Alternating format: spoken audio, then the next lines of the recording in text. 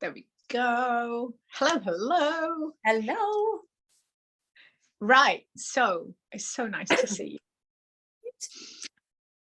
I don't know where to kick off really, because we've got so much that I kind of want to cover with you. But I think probably it makes sense to just start with way back when. What made you get in touch with me? What you were feeling like? What prompted it? Yeah, I think it was, I think I'd toyed with it for a while. I'd had PTs and I'd had a PT where I'd worked in one of my more corporate jobs in the past, and I'd had jobs where they came with PTs and nutritionists and things like that. So I'd always kind of dabbled with it. But I've been self-employed for a couple of years, and it got to the point where just everything was about work, and then I'd completely neglected myself over that sort of year or two, and COVID was going on, and I got into a point, I think it got to my birthday in March last year, and it's just one of those times where you assess where you're at and what you want your next year to be like, and you get a year older and you think you need to, mind yourself even more than ever. I'm really good at skincare routines and things like that, but it's just the fitness and food thing felt completely out of kilter for me. So I think it was a case of trying to find somebody who did the nutrition side as much as the exercise side, because I've had kind of both before. So after a little bit of research and coming across yourself, and then when we started chatting about it and talking about barriers, and it was as much about the mindset and the psychology, which really interested me, because I believe that's the root of kind of like all the things you put in place to stop yourself. So yeah. So since we've finished working together, so we worked together for June, July, August. So obviously we're speaking now beginning of February. So we've had quite a long time. So this is quite a big question. So how you were feeling when you started compared to how you are feeling now, what's changed? Everything's changed, isn't it? So I've lost, as much as it's not all about the weight loss as well, it's the entire routine that's changed. So I think when we started, I can't remember what my starting weight was actually. It'll be on one of the charts, because I still use the charts now to like check in. So I'm down past my goal weight and beyond, and I'm still working downward. But I think it's just the entire routine of everything else that's changed around it. So my entire outlook on food and what I'm eating has changed, the way in which I do it, when I eat, what I eat. And now also my priorities have changed in terms of like activity and moving. So as much as we had set workouts and specific days to do those workouts, my week works really flexibly around, because I work for myself, but I always prioritize moving every day over everything else as well. So it's every aspect's changed. So it's like the what you eat, the how you eat, the when you eat, the how you think about it, and all the movement side of it as well. And also the weight loss side of it, because I was very numbers driven and target driven when we started, and you were like, it's not about the figure every week, keep going, keep being consistent. And I think I was very results based and very numbers led. And I think I've also learned to be a little more kinder to myself in that respect as well, because I'd feel like I'd have a slow week or a bad day, and then I'd punish myself, or I'd see very much good things and bad things, and I saw it very black and white. And at the time I remember you saying to me like, that's not a thing, like there's no black and white, it's not good, it's not bad, it's just one bigger picture, which is entirely the way I sort of live now, which is better, much better. And really that's the aim. It's, the things that you've taken from it is exactly what I aim for you to take from it, and what is really, really important is that now, because we've had the passage of time since you finished actually officially working together, we can see that it's embedded. And I guess it's a hard question to ask, because obviously you can't like time travel and exactly remember, but can you kind of reflect a bit in terms of breaking up what you felt like when you finished officially working together, but then carried on using the tools, and that period between like August and February? Yeah, definitely. I mean, I think there's been like incremental changes that have happened along the way. There was a few different things that we finished in August, and as soon as we were almost at the end of the program, I got COVID. So felt I was really poorly for 2 weeks, and that suddenly knocked my routine at that time out. So the I think I missed my last set of workouts, and I remember punishing myself that week.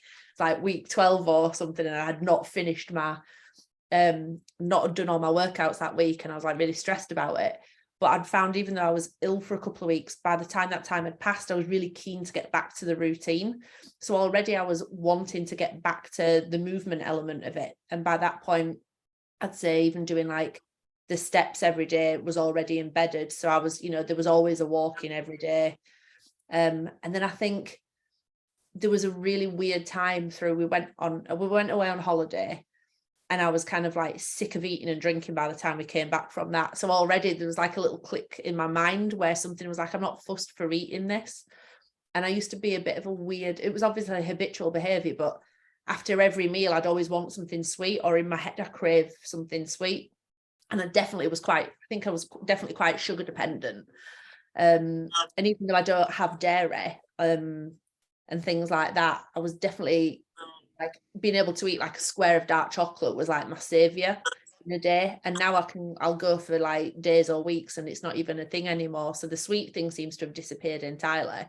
And I realized the more, it's like memory muscle, isn't it? The more you practice it, the more ingrained it kind of becomes. So then I think by September, we got some, like my mum was really poorly, and we got some really bad news about my mum. And that would have been kind of the ideal time between work and my mum being ill to just focus on those two things and not prioritize the moving. But I think almost as a result of her also being ill, it made me realize how important it is to be well, to eat well, to be healthy, and how much better mentally you deal with everything when you feel better as well. It's all interconnected. So that carried on. And then sort of through October, I was trying to find new activities to do as well. So it's kind of opened me up to be more experimental in what I do as well, because I'm I get bored really easily, which is probably why routines in the past have never worked for me. So I'm a yoga bunny, so I do yoga 3 times a week, but stepped up that. So I do Ashtanga, which is harder now. And I love that because it's a challenge. So it's things that challenge me mentally that I really enjoy as well. So I'm up and down with running. I walk every day. And then from October, I did 100 miles for charity. So I was getting up every morning at 6 a.m, doing a 10-kilometer walk, which I've just kept. I just enjoy it mentally. I'm so much better for it. So whereas to solve all my problems, listen to music.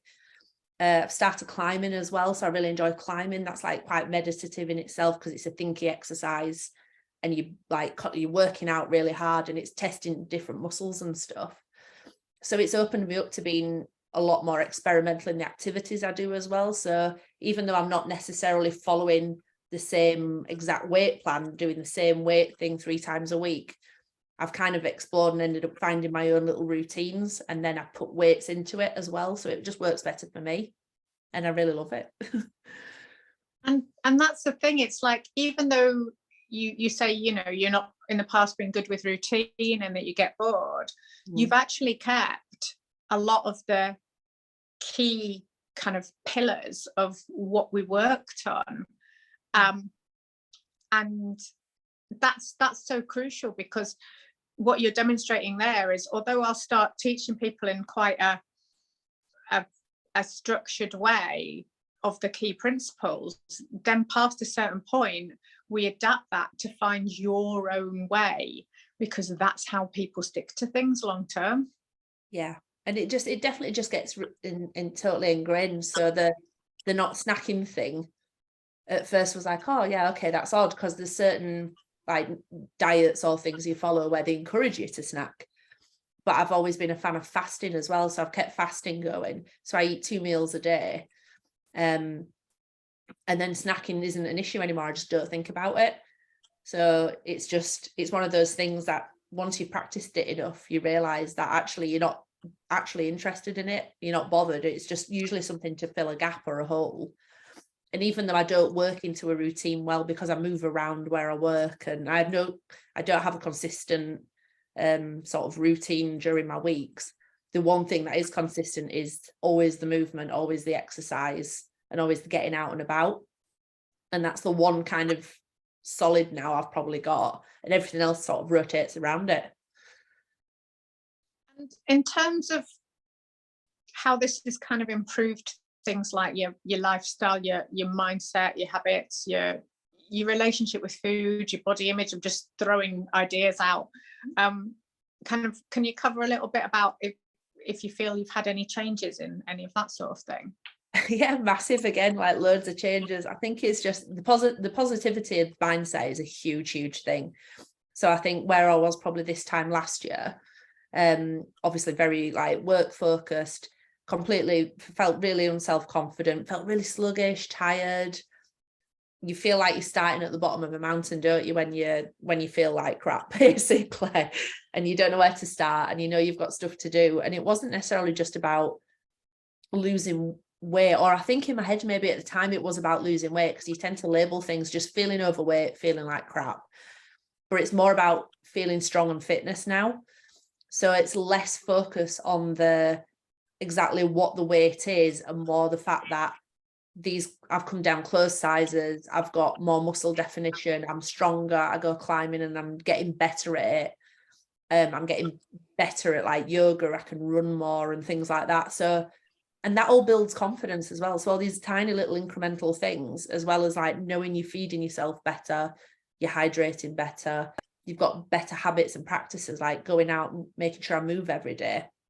All those things like add confidence. So then add on top of that the practical takeouts, that you've gone down dress sizes. And I think when we first met, I'm a bugger for clothes. I have a lot of clothes, and I had clothes that I just couldn't fit into anymore. They were all starting to get tight, and I was like, the stuff I have that I love, I feel like I can't wear. I'm back into everything, and half of it's too big now, so I'm having stuff taken in again, which is great. But all of that adds like body confidence as well. And then as a result of the body confidence, I'm more confident outwardly. So even like my husband's seen a change in like the positivity and the shift it's had in mindset over the last 6 months. I'd say specifically, I think probably from sort of summer, maybe like July-ish onwards, there's been like a whole change in like how I am and everything. So even when we went away for Christmas, and he was like, you've massively changed in 6 months. You can't, like, everything's a lot more, your character's changed, your confidence is up. And then that has a ripple effect to everybody around you as well. So yeah, it's like a really good place to be in. Which is so awesome, because that's basically why I do it. So yeah, that makes me really happy. Makes me really happy. And also it's crazy, because if I think of you and your personality, no one would have realized that at the beginning, because you hid it so well, and because you've got such good energy to be around anyway, no one would have realized that, which shows how many people can have this mask, and then just all these positive changes. Not only is it making you feel better and be healthier and go climbing and all this other stuff you couldn't have and wouldn't have done before, but that you're actually being kind of more authentic in your own energy that you wanted to be in to start with. Yeah, 100% definitely, because I think, like you said, the work that I do, there's a persona and like you say, a mask or a brand that you sell for work. And that was all, like you said, it's very loud and very confident and stuff like that. But like the inner part of me, like the actual tiny little authentic bit of me within, just felt like a bit like crap, to be honest. And since I've gotten more and more out there sort of thing, because I am more confident, and it's not just body confidence, it's just confidence generally, I feel happier, and it's making me feel more alive, really. I feel like I switched more on, and something kicked in sort of summer, where I was like, oh my God, this is like, I've probably walked through the last 2 years, missed out on loads of things. So now there's a lot more. It's so odd. It's like almost manifesting good energy. It's a bit weird. Like, good opportunities come sort of your way. And now, even through the climbing, there's so many people who've got in touch with me, because I share quite a lot on Instagram about, can I come climbing with you? And the people who I've never met, and there's like girls who want to, like lasses who want to go climbing, who are just like, oh, I don't really like know anyone who wants to go, and I don't like, you do it. Could we go one day? I'm like, yeah, let's go. Let's do it. It'd be great. And even sharing on the posts on Instagram where I've shared about how I felt like crap at the start of February. I think there was a post where I said, like, at the start of February, March, I felt like crap. My routine was rubbish. I wasn't looking after myself. My mindset was sluggish. And then said, like, this sort of it's worth the effort to try and change that mindset and those routines. And I had so many people get in touch who are all like, it touched a nerve with so many people, men and women, who obviously feel the same as well. And just people don't talk about it enough. We're all just expected to be succeeding all the time. And it's not, it's a hard thing, and it's constant work. But also, I don't think, if you're used to feeling crap, you don't even know how good feeling good feels Oh yeah, until definitely. you start feeling it. It becomes like addictive. I think that becomes like the endorphin element of it becomes addictive. So it's not even the endorphin of necessarily doing the exercise. It's just the accomplishment of doing it becomes so much more fun. And then that has like a ripple effect that carries on. So like the bucket list just grows. It's so good. But also, if you're doing all that, then when you know, it makes you want to drink more water. It makes you want to eat better food, because you realize how much that gives you better energy as well. Yeah, definitely. And I think like the diet part of it, it's become a lot more, it's become simpler because there isn't like necessarily snacking and things to do, or if we go out to eat somewhere, it's become a habit to try and like always make the better decision. And I think I used to obsess quite a lot. It was very black and white, like if I go out, what will I eat, and what happens if they're having pudding, and I kind of want a pudding, but then that'd be like a fail. And I saw it so black and white as like win or fail all the time. I was constantly beating myself up about how I was doing every day. And now it's more about, because I'm moving and there's so much activity, that I don't mind as long as I make the better choices when I'm out. So I don't punish myself, or I don't ban myself from having anything, but it has to be balanced out with either activity or a good choice. So yeah, I won't have a starter, and I might have a pudding, or I'll pick a better main. Went out for dinner with my friend, so I was like, oh, I'll have salad, because later she was on about getting cake. So I was like, I definitely want that bit of cake. So I was like, right, I'll have salad for lunch then. And I never feel like I'm missing out anymore. It's always, all the food's always all going to be there. So it's not as though I need to eat that thing now, because they'll maybe be there tomorrow if I fancied it then. And half the time you don't. It's usually something else that's prompting you to want to eat it. Spot on, absolutely. And that's the thing. I was kind of going to ask you if it's been difficult to make the positive changes. And I guess in some ways it's always a little bit difficult for people too. But what you seem to be saying there, and I'll shut up and let you say for yourself in a minute, is that like incrementally it becomes easier, but also it becomes easier because you're feeling the benefit. Yeah 100%. It definitely becomes, I think those first few weeks are definitely the hardest, and especially when you're trying to follow a new routine and a structured routine. But I think it's the amount of pressure people put on themselves as well. I think you sign up to something, and then you think instantly you need to start seeing some change or some success from it, and you think you have a bad day, and then it's so easy to fall off the wagon, and there's so much negativity sort of out there. It's really easy to get kind of buried underneath that, and just need to like stay in your own lane and focus on your own game sort of thing, and just keep going at it. And then randomly there'll be a point where, without even realizing it, these habits of just like, they're in the back of your head and they're already doing stuff for you. And then you'll get to the end of the day and think, oh God, I actually did really well at that. And it does get easier. And then you kind of crave that feeling of feeling well all the time, and like the energy. There's like a lot of people will message me like, I don't know how you have so much energy to be doing all these things all the time. But the more energy you have, the more energy you get. So it's like this positive sort of circle that kind of comes round. And then, I mean, I had that flu bug at the start of this year, and that was the thing where it was like, you need to stay in. And the fact that I had to stay in for a week, I couldn't go out and do my walks, couldn't go to yoga, I couldn't climb. I was starting to lose my mind, because I was like, these are fun, these are things that make me happy, and I was sort of unable to do them, and I was like itching to get back out by that point. And I've never been like that before. So there's definitely that shift, that's like a demonstrable shift from, whereas it would have been really easy to just kind of sack it off and then not bother, but it's so ingrained as part of my lifestyle now. It's kind of I have to do it, which is great. And that's a whole personality change, that, you know, if people feel frustrated or whatever when they don't know any of that and it's not available to them because they don't feel fit enough or they haven't got the confidence, then what do? They reach for food instead. And what you've had opened up to now is that actually you know what really makes you feel good rather than something that doesn't really make you feel good that you just reach for. Yeah, and it's like I still enjoy food. I was never like a comfort eater or anything like that. Like I say, I had probably a lot more sugar in my diet than I should have, like everybody. But I think, yeah, I enjoy food now. Like it'll get to lunch and I enjoy the choices I make more. So I appreciate what I'm eating more. And then I was never into crisps particularly or anything like that.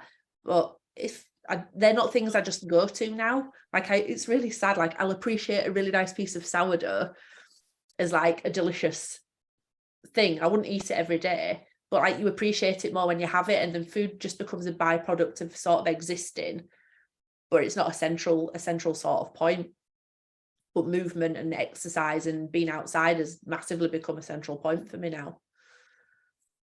And what do you think would have happened if none of this had happened and we hadn't started working together? And imagine if you were sat in a parallel universe somewhere. What do you think you'd be feeling like now? What do you think would be going on? It'd be dead fascinating to know, wouldn't it? Because yeah, I'd love to be able to have a crystal ball and see stuff like that. I think everything would be different because there's so many in the last 6, 7, 8 months. I've had such a change across every sort of element, lifestyle. I mean, my work hasn't changed. I still work for myself, but even that's benefited because my productivity's up. I'm working less, but I've got more energy and my productivity is better when I do it and I have a different mindset. Positivity's changed, my mindset's changed, my relationship's changed, things more positive with my husband, even he benefits from it. My relationship with food's changed. I've changed. Sort of everything's sort of changed in the last 7 or 8 months. So, you know, even down to like really random things, like I'm having Invisalign liners now to straighten my teeth, and that's something I probably wouldn't have invested in myself 12 months ago. It would have been like, no, yeah, it'd be nice to have. But now I'm like, no, I want to look after myself even more. I deserve to feel good. Life's really short. So there's a whole outlook change massively there. And I think if we hadn't started, I just don't think I would have started that journey at all. I think I either would have just peaked a bit, got into something and then dropped off again, which is kind of what I've done in the past. You know, I've lost weight before, and then naturally bad habits kind of creep in, or you come out of a routine and then suddenly you just start to like slowly fall back into sort of bad habits. Whereas this has changed all of that sort of mindset. So those habits aren't there anymore. It's really hard to describe. Well, it's awful because I hate calling it a transformation program, and I should think of some catchy name. That's what a marketer would always say. But you know, when it works, like this is a transformation, and this is like what it's intended to do is to change all those things at a fundamental behavior change and habit change level. But you touched on something. You just mentioned investing in yourself, and I guess that's the thing that it's really hard, and it's especially hard for women to do, and it's especially hard when you've not got the confidence. So I guess that's the biggest thing, is that really like people are so used to trying some cheap shit and it not working that it is really scary to invest in yourself, and it almost doesn't feel like an investment in yourself. It feels like, should I be doing this? Feels indulgent. Wanted to touch on that and say, what would you say to anyone who was unsure about whether they should actually make that investment? I definitely think it's worth it, because the long-term benefit is, there's no limit to the long-term benefit of what you do if you actually put the time and effort into yourself and your own life, because all you're doing is you're improving your own life, your own lifestyle. And whether that initially, yes, it might be your fitness and your health. I think it's like going into it. I think I went into it a lot more narrow-minded, that I need to lose some weight. I've put on weight. I'm too big. I want to get smaller. I want to be lighter. and I want to eat a bit better, or I want to know how to eat better. I've done macros and stuff in the past, and I know what things to kind of okay to avoid and stuff. But it's a lot more. It's a lot more than that, the investment, because the change in mindset, your routine, and then how your outlook on everything else around it has the ability to be changed so much by it. And that's priceless in a sense. So, I think a lot of people at the time were like, oh, how much are you paying? And, oh, you're getting a PT. That's nice. Like, oh, nice for you sort of thing. Like, you're spoiling yourself a little bit. And it's like, well, if you're going to live a long life, then it's not much of an investment really, is it, to put in the time and the effort to yourself? And then if that changes or refixes a mindset long term, that lasts a long time.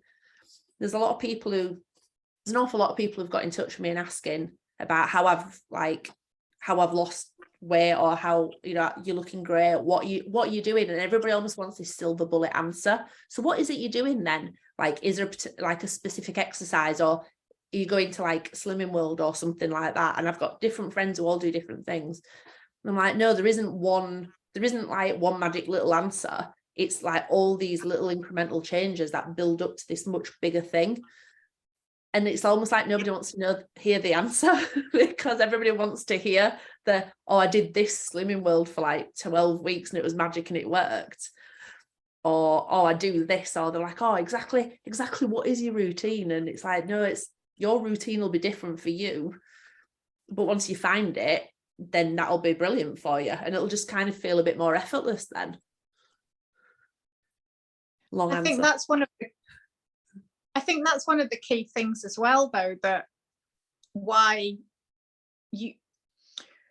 always say to people, keep in touch with me, drop me messages, let's have chats, because there is that structure and the basic principles that are universal. And then within that, there's all this individual circumstance that we need to tweak little things to make it work better for that individual. And I think you worked that really well, because you did contact me and you did communicate with me. And that's how to get the most out of it, really, isn't it? Yeah, definitely. I mean, I'd I tried to make the weekly meetings where I could, but sometimes with work, the ones where I couldn't, or I'd listen to them on the podcast, the re-recordings after. But sometimes I think it's really difficult when you first start out, because you're so fixated on the smaller wins or the smaller tasks that you're trying to get through weekly, i.e. keeping under it, either going into a bit of a calorie deficit or making sure you hit your 10,000 steps. And because where people are just beating themselves up so much and like really stressing about those initial days. And it's like, but if you carry this on, and in 6 weeks' time, you'll already be doing better than you were in week 2. And then there were a couple of people I remember were on a call with who'd like almost dropped out really early because they felt like they'd almost failed it, which is awful, because there isn't a win or a fail. And I think it's kind of society that we're in now. People expect you to be able to have this answer and do it and it be instant, and this instant result, and it isn't an instant result. It takes time and that's the beauty of it. The thing is as well, one of my most successful clients, someone like you who's kept it for all their positive changes for months and months and months and months and months. And it's a standing joke that she nearly dropped out on day 1 because although she really wanted to change, her like inner gremlin was like, no, I still want to have 4 sugars in my coffee. And so she texted me and we had a phone conversation.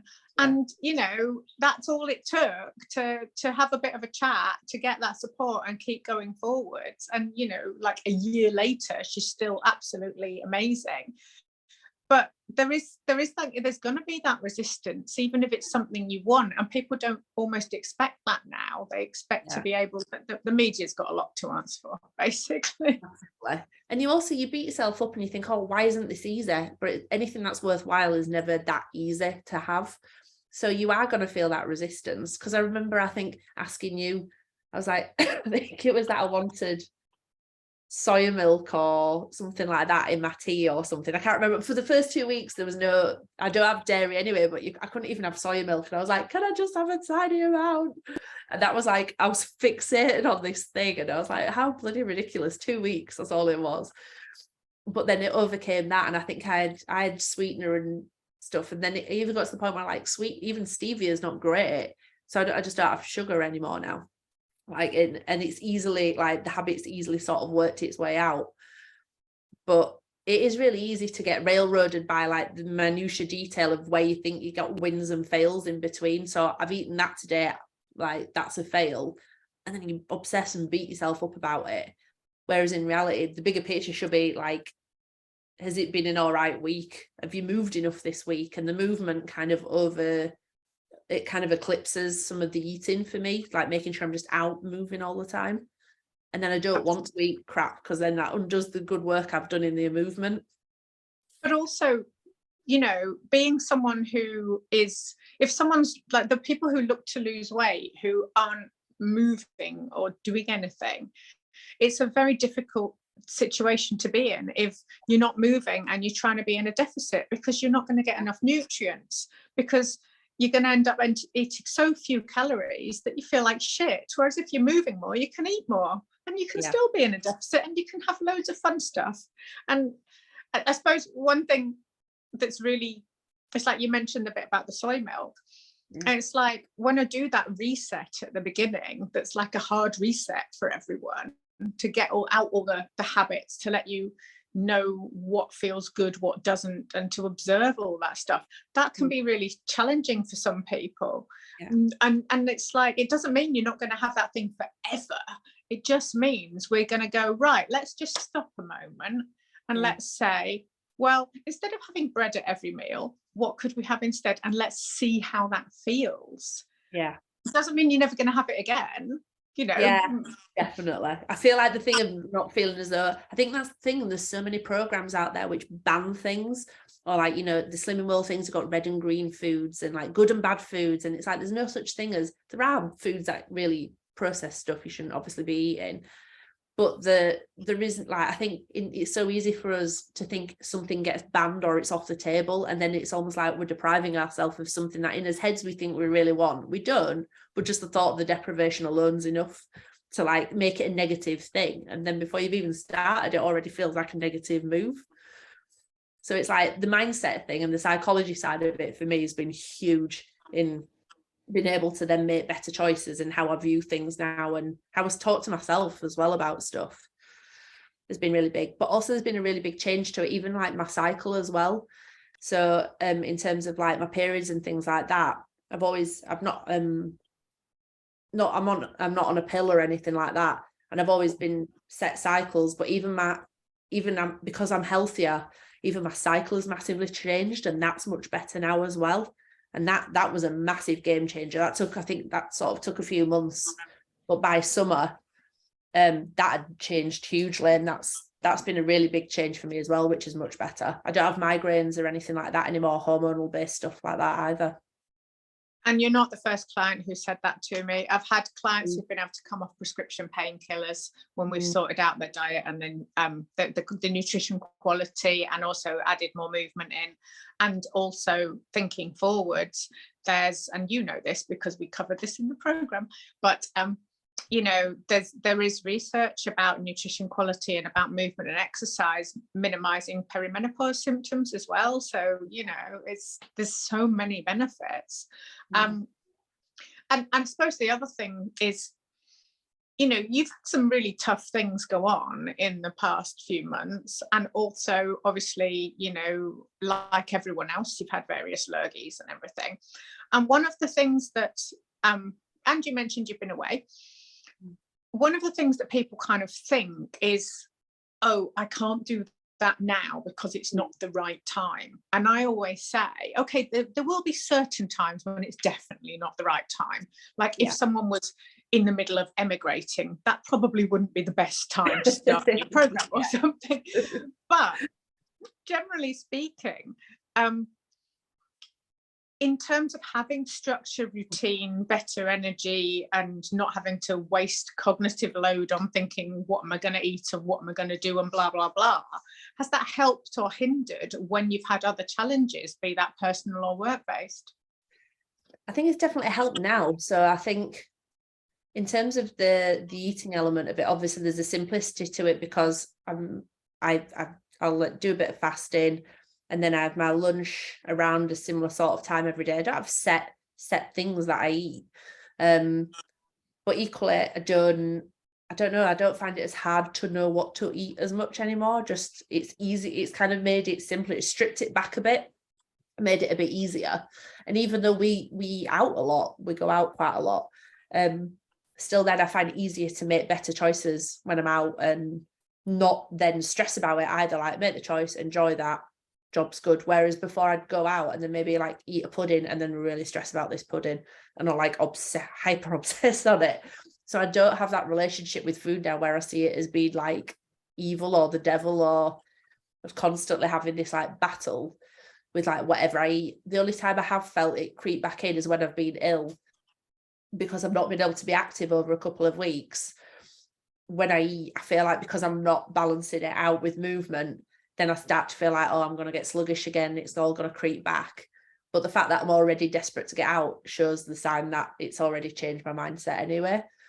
So in terms of that side, that's like super simple. And then the movement side of it, it's just, there's definitely a priority change. So even though I still work a lot and work for myself, I get up earlier. And I know it's not as easy as it is for everybody to do things like that, but I take a lunch. So this lunchtime, I'll go for a run in my lunch. I'll get up a bit earlier and go out for a walk. I don't drive. I walk wherever I can. I don't drive. Really odd little things like that. And then once they're in your routine, it just becomes you kind of rewarding yourself that time. Whereas I feel like everybody's fighting with time. But it's like, actually, this is just time. Even if I walk to the shop, then it's fine. It's 10 minutes just to walk myself. Even if it's 10 minutes, it doesn't matter. It's probably a couple of thousand steps there and back that I wouldn't have had. So all those things seem a lot more simpler and ingrained in mindset now than they used to be. Whereas before it had to be a task. So it was a chore to like have to exercise, or where will I fit this in? But now it's a case of it does fit in and things kind of flex around it. And I guess that's the thing, that, you know, if you've got more energy, then you can do more and it doesn't feel like work. But then also it's like the gift that keeps on giving. But then you also realize that you actually value that time of that 10 minutes away from the computer, because that's when you can have an idea, or that's when you can decompress or anything. So it's not a case of having to fit more in a sense of, oh, I'm already overflowing. Yeah. It's actually giving space. Yeah, definitely. And I don't think we've never been like massive TV watchers or anything like that. But our, like the weekly routine we don't really have, we never like get to the end of the day, eat, and then go and sit somewhere and watch hours of television. We'll go out, or we'll go off climbing in an evening, or do something like that. So the weeks are never the same, which is great because I don't like the monotony and routine. So the times when I have been a bit poorly over like the weekend, it kind of came back. It's like I need to have I sat in and worked, and then the thought of being sat in again all evening and having to just watch something on TV was like, oh, this is not, you know, I don't want to be doing this all the time. You know, it's okay now and then sort of thing, but the positive effect it's had on the activities in the day and what you actually realize is important and what's not important, excuse me, and what you get out of it is so much more beneficial. Even just reading or something like that, there's just, I think the media definitely, and I think just television and habits has a lot to answer for. So a lot of people I know will watch a lot of television. It's like, really, is this the best use of my time? Not always. Well, that's the thing. It's like, if anyone was to look at your Instagram stories, you're living such a good life. You're out, you're having fun, you're making memories, you're having nice meals, you're doing all this awesome stuff. And that's a far fuller, more vibrant life, full of love and laughter and everything, and cake. than sitting on the Always sofa. Yeah, definitely. It's just busier. It's like a busy life, but I like it. And I know not everybody has the ability to have lots of either free time or, you know, people have a lot of responsibilities, but at the same time, I do still have to run my own business and do all the crap that comes with that and still manage to, it's what you prioritize, isn't it? Yeah. And I guess that's yourself. Exactly. I was going to say that's a really good thing to kind of finish on, almost, is that you've invested in yourself, you've prioritized yourself, and look at the benefits. Yeah, absolutely. Yeah, And the benefits aren't even just for you. Definitely a game changer of a year. All right, I'm going to stop talking to you now because I feel like I've taken up too much of your time. Never. Thank you so much. And it makes me so happy every time that you like mention something else that's going fab, or you know that you're still doing great, and to see you doing all your climbing and all this other stuff that you never did before. So thank you so much for giving us this little insight into everything. No worries. And I'll speak to you soon. Thank you.